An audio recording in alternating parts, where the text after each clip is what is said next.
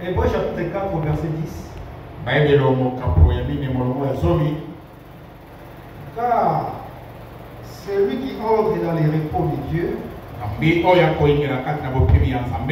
se repose de ses œuvres, comme Dieu s'est reposé des siens. Amen. On s'arrête d'abord parce que tu es ce verset. Celui qui entre dans les repos de Dieu se repose de ses œuvres. Amen. Amen. Maintenant, comment entrer dans les repos de Dieu et se reposer de ses œuvres? C'est ça la question primordiale. Or, nous voyons dans Galates chapitre 5 qu'il y a des fruits ou des œuvres de l'esprit. Une personne qui entre dans les repos de Dieu se repose de ses œuvres, c'est-à-dire les œuvres de la chair.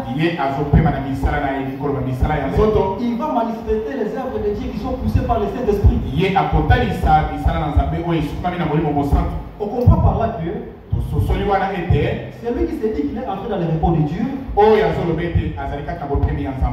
doit avoir le Saint-Esprit pour se reposer de ces œuvres de la chair, qui sont de la chair. Parce que quand nous venons au monde, il y a des œuvres qui nous sont liées par la chair. Donc, une personne qui entre dans les repos de Dieu va se reposer de ses œuvres. Il va produire maintenant les œuvres de l'esprit,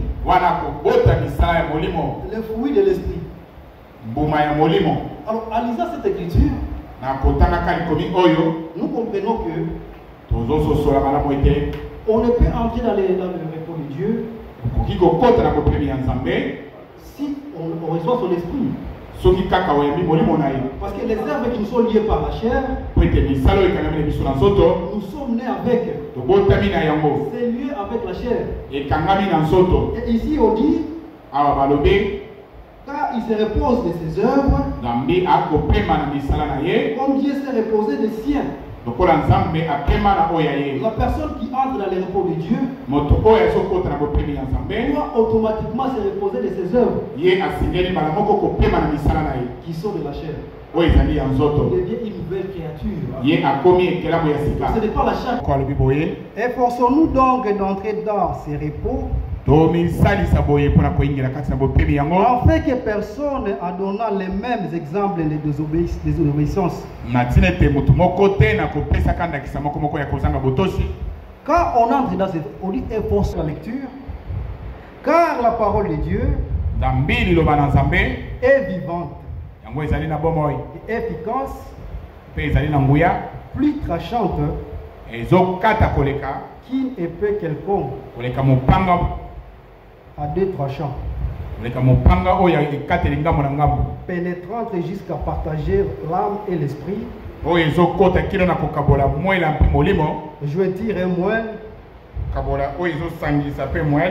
Elle juge les sentiments et les pensées du cœur. Nulle créature n'est cachée devant lui, mais tout est à nu et à découvert aux yeux de celui à qui nous devons rendre compte.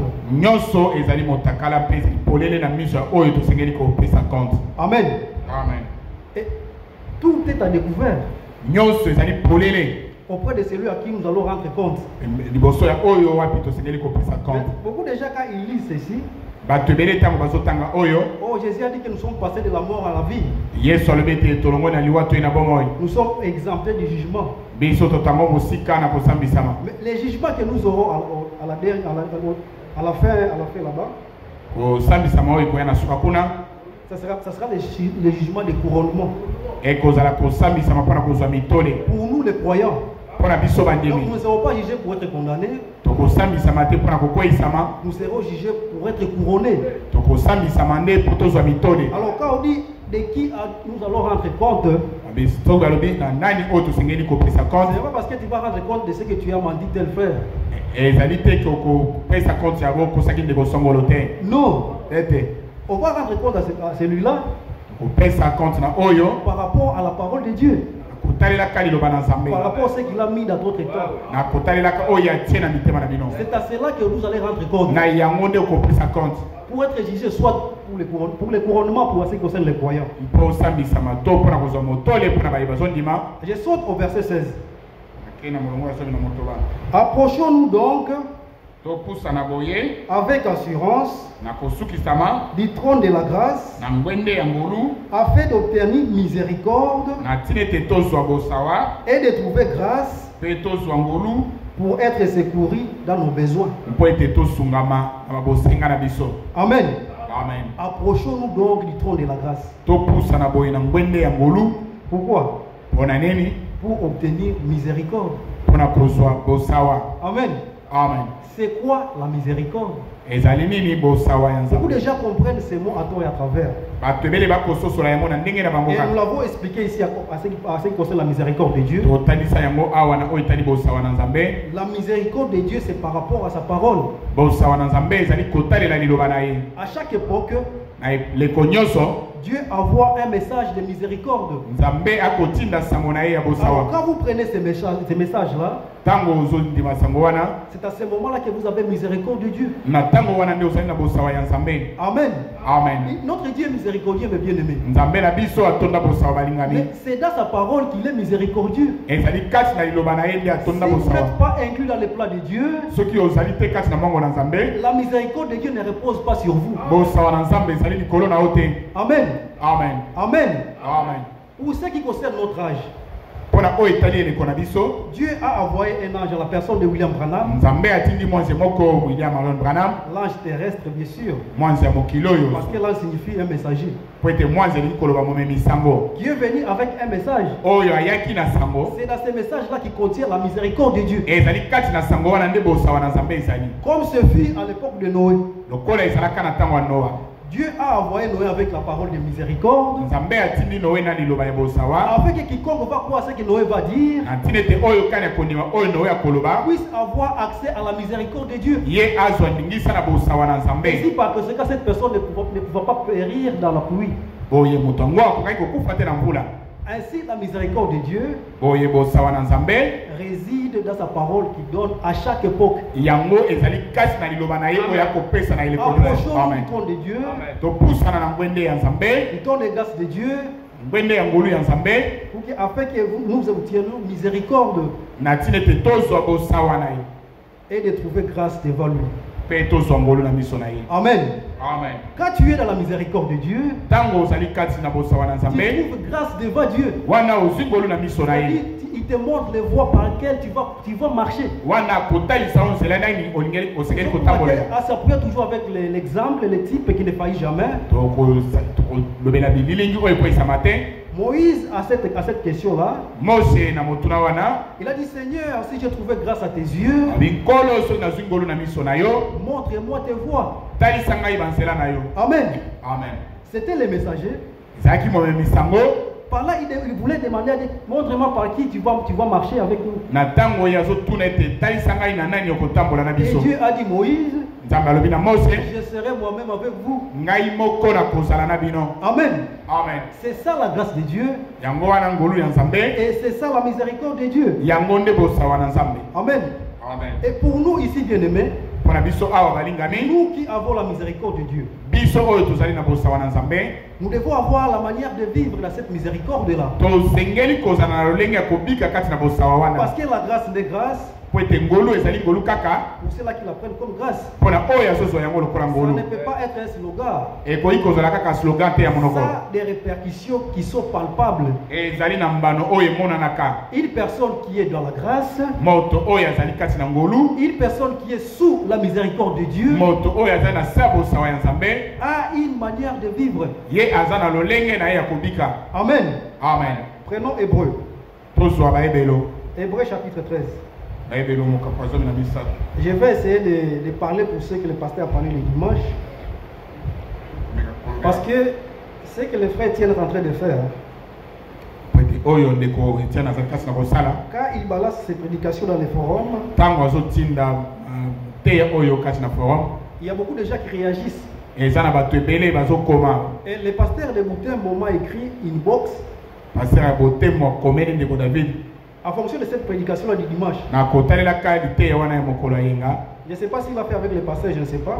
Mais moi, il m'a écrit, il a été fort réjoui. Il a parlé aussi à ce qu'on avait parlé des discussions du baptême du Saint-Esprit aussi. Il m'a demandé de dire au fait que le Dieu vous bénisse. Parce que bien aimé, quand vous venez ici à l'assemblée, ne venez pas pour une personne. Non. Déjà vous êtes maudit quand vous venez après que vous passez pour une personne. Quand les frères s'exprimaient les dimanches, vous allez sentir que vraiment ça fait mal. Et beaucoup de gens l'ont compris à tort et à travers. Disant qu'il a suscité aux gens de ne pas aimer les gens de leur maison. De les chasser dans la maison. Non. Vous savez bien aimer l'amour, le vrai amour. Aussi c'est d'amener quelqu'un à Christ. C'est ça le vrai amour. Si j'aime mon frère, je dois lui amener à Christ. Le reste là, c'est l'amour philéo. L'amour philéo. L'amour agapao de Dieu qui est poussé par le Saint-Esprit va me pousser à attirer mon frère à Jésus-Christ. Amen. Amen. Parce qu'il est dit, moi et ma maison, nous servirons l'Éternel. Amen. Amen. Alors les gens qui ont compris dans ce sens-là que je ne pense pas que c'est ainsi. Nous sommes dans Romains chapitre 13 et Hébreux chapitre 13. À partir du verset 17.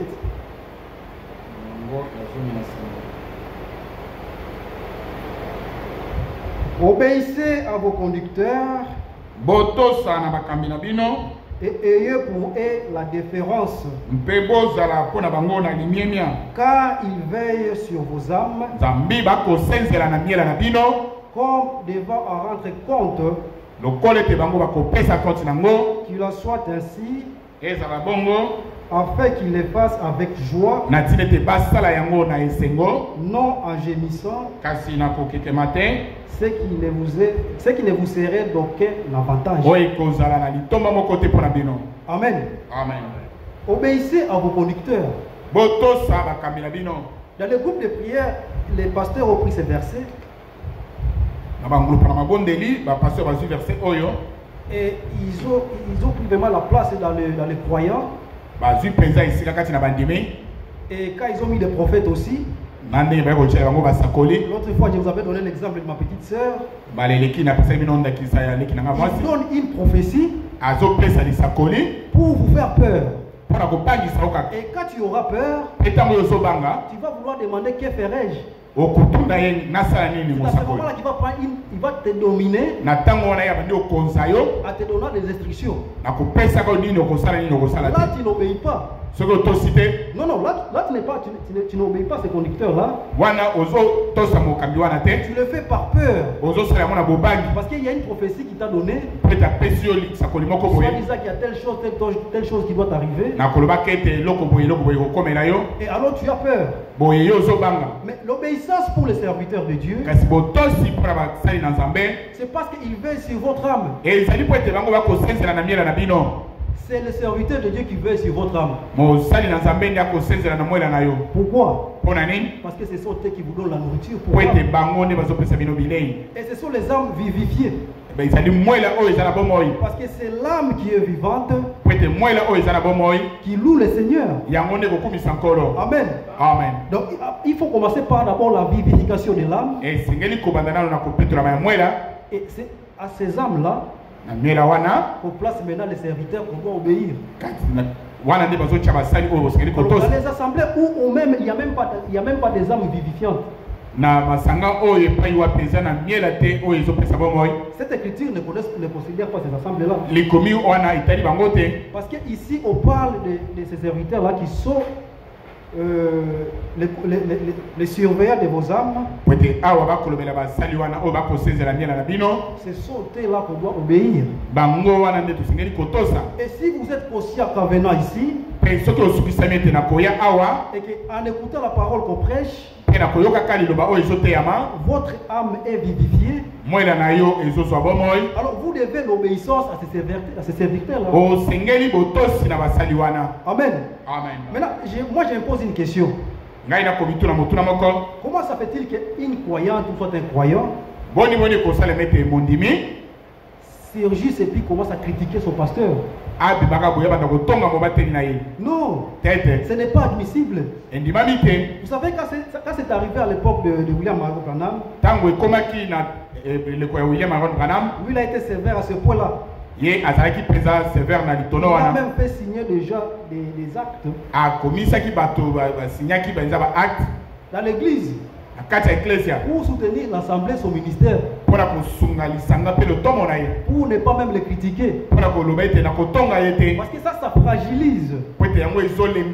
Et du coup, quand vous faites cette action-là, vous êtes saisi par l'esprit du diable.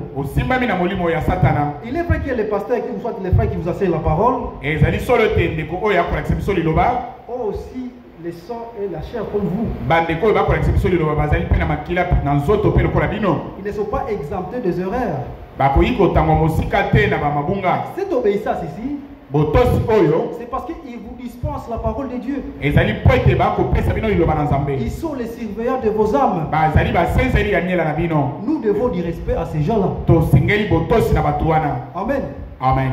Les dimanches, en considérant l'écriture d'introduction, dans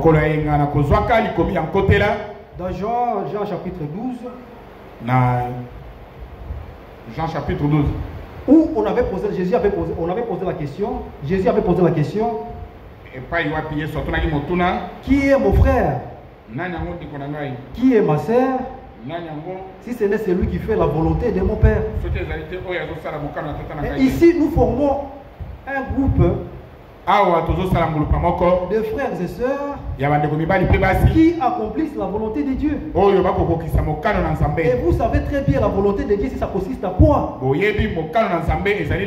La volonté de Dieu consiste à croire à son envoyé, à écouter son envoyé. C'est ça, Esaïe. Quand vous comprenez celui que Dieu a envoyé dans votre temps, vous êtes à la volonté de Dieu. Et là, Jésus avait dit ceci. Si nous prenons Jean chapitre 6, Jean chapitre 6, Jean chapitre 6, à partir du verset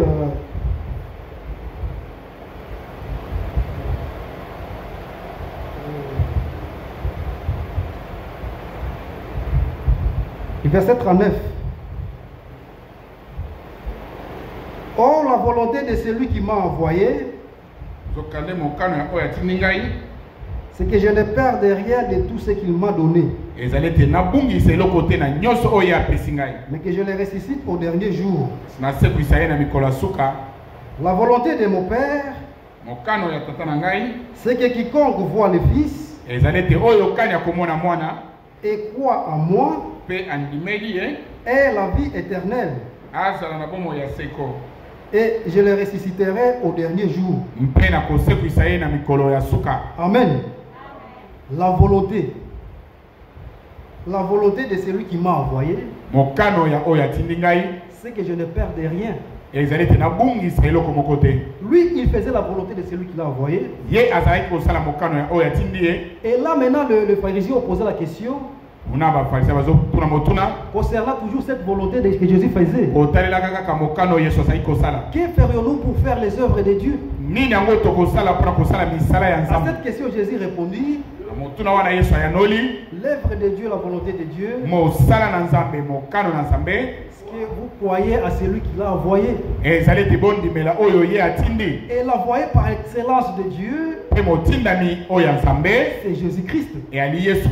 Amen. Amen. Mais Jésus-Christ, dans chaque époque, a sa manière de se révéler. La manière dont il s'est révélé à l'époque de Noé, ce n'est pas la même manière qu'il se révèle aujourd'hui. La manière dont il a donné la parole de miséricorde à l'époque de Noé, ce n'est pas la même manière qu'il donne la parole de miséricorde aujourd'hui. À notre temps, Jésus-Christ s'est révélé par la parole de la promesse. Alors on pose la question, qui est Jésus-Christ aujourd'hui? Jésus-Christ est sa parole promise. Amen. Amen. Mais quand vous croyez cette parole promise aujourd'hui pour votre toi, c'est alors que vous avez droit de la foi. Amen. La foi est entrée dans une promesse qui doit s'accomplir dans votre temps. C'est là que réside la vraie foi. Alors, toute personne qui a la révélation de qui est Jésus-Christ aujourd'hui se trouve dans sa volonté. Amen. Celui-là, cette personne est heureux. Cette personne est heureuse. Alors, puisque nous sommes frères, puisque nous sommes frères à Christ, nous avons une manière de vivre entre nous mutuellement. À considérer l'œuvre de Dieu, il n'est pas celui d'un homme. Ce n'est pas le frère Benelli, ça ce n'est pas son assemblée. Quand il avait consacré cet endroit pour le Seigneur, nous avons été fort réjouis. Que le Seigneur les bénisse pour cette œuvre encore. Les nôtres doivent comprendre les choses qui sont consacrées au Seigneur sont sacrées. Même cet endroit est sacré. Il y a certaines choses que nous ne pouvons pas faire à cet endroit. C'est consacré au Seigneur. Alors, il y a des frères qui peuvent avoir des idées ailleurs. Non. Toute chose qui est consacrée à Dieu doit être respectée. Même les chaises ici. On ne peut pas avoir un frère qui a une fête et il vient prendre les chaises de l'église. Non. Ça sera abject. Parce que nous sommes censés respecter les choses consacrées à Dieu. Puisque ce n'est pas l'œuvre d'un homme. Quand on va construire, tout cet endroit sera pour le Seigneur. D'ailleurs, c'est pour le Seigneur. Alors toutes les activités qui peuvent aller au-dessus, à l'entour de cet endroit, on doit les mettre dehors. Pour que ça soit consacré entièrement au Seigneur.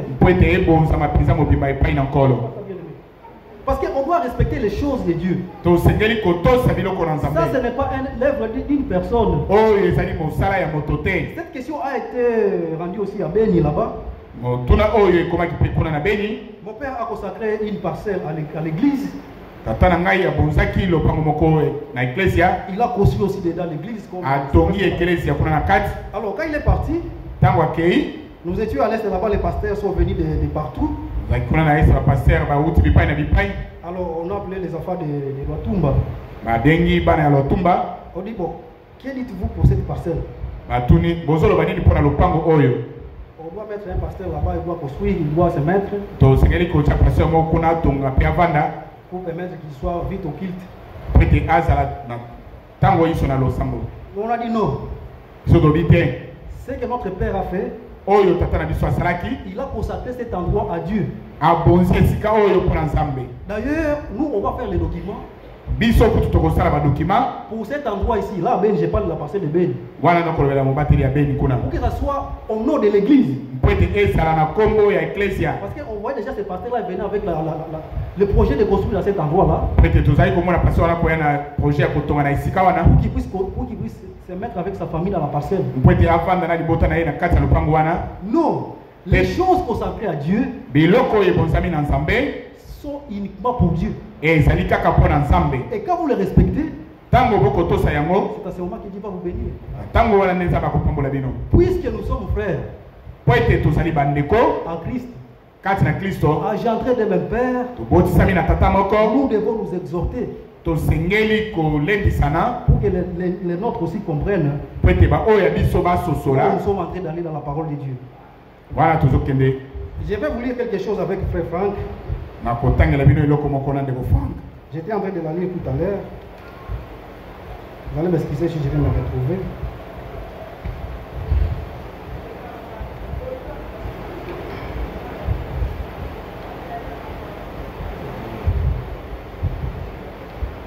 Il dit ceci.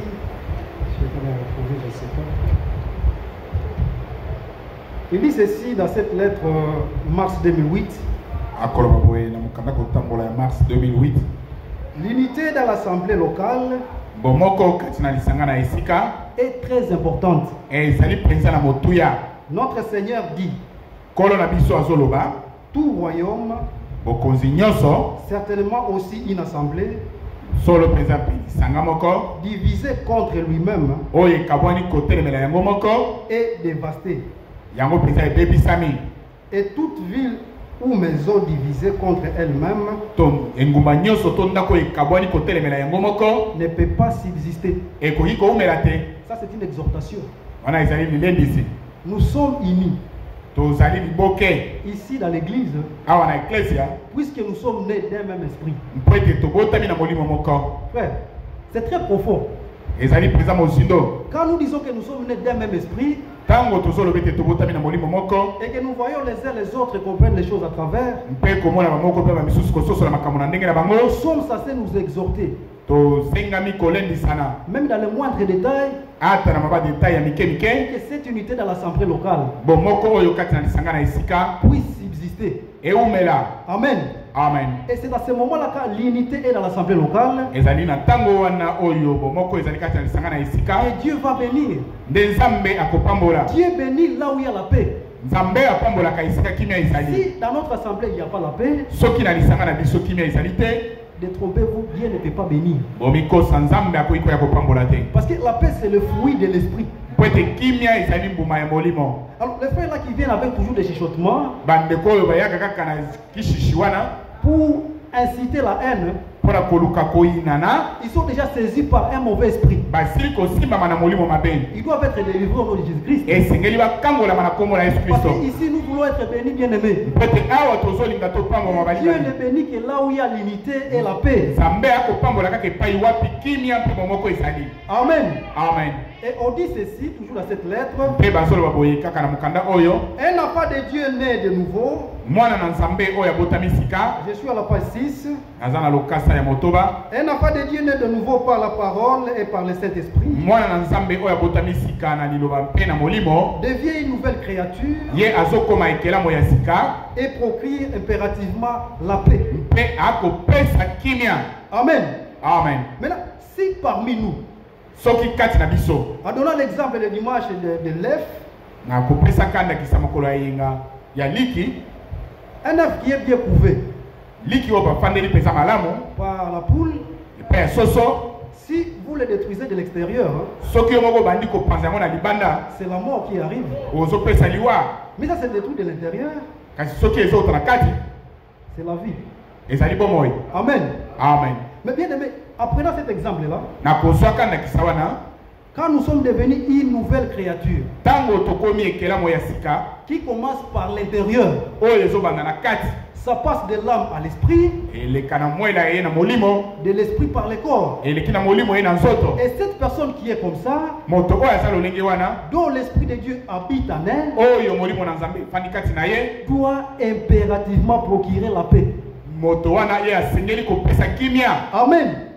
Et si vous êtes là, vous êtes conscient que vous prétendez que vous avez l'esprit de Dieu parce que ça se ressent. L'esprit de Dieu témoigne à mon esprit, à moi.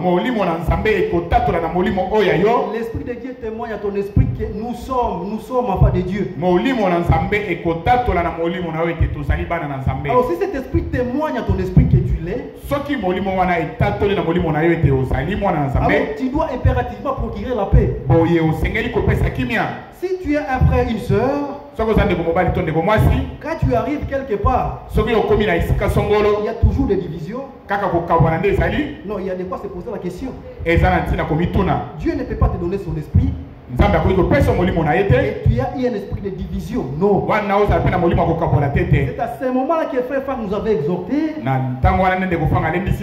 que ce soit même dans nos paroles, dans nos actes, que ce soit les paroles qui procurent la paix, que ce soit les actes qui procurent la paix. Parce que malheur par qui les scandales arrivent. Amen. Amen. Amen. Les vertus de Jésus-Christ sont des réalités divines et elles font partie de notre vie. Amen. Amen. Les vertus qu'avait Jésus-Christ font partie de notre vie.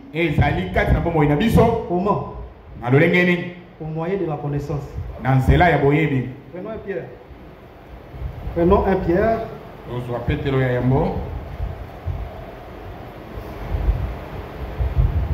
1 Pierre chapitre 1.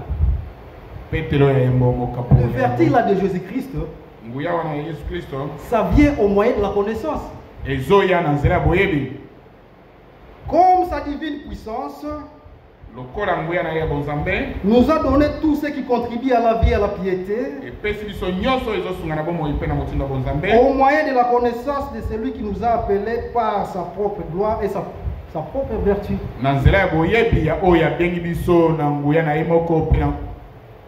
Amen. Amen. Sa divine puissance nous a donné tout ce qui contribue à la vie et à la piété. Donc cette nature de Dieu est venue au moyen de la connaissance. La connaissance de qui il est. Qui il est, Jésus-Christ. Aujourd'hui. Beaucoup de gens passent outre cette connaissance-là. Et parce que ça, ils sont en train de fournir l'effort de vivre une vie chrétienne. Alors que cette divine puissance n'est pas en eux. Parce que ça vient par la connaissance de qui il est. Lesquels nous assurent de sa part les plus grandes et les plus précieuses promesses, afin que par elles vous deveniez participants de sa nature divine. Amen. Amen. Alors ici nous sommes frères et sœurs. Nous faisons la volonté de Dieu. Et nous devons procurer la paix. Mais parmi nous, il y a des ceux-là qui sont en train de propager des rumeurs. Et pour détruire les uns les autres, pour séparer. Pour susciter les autres d'haïr tel frère.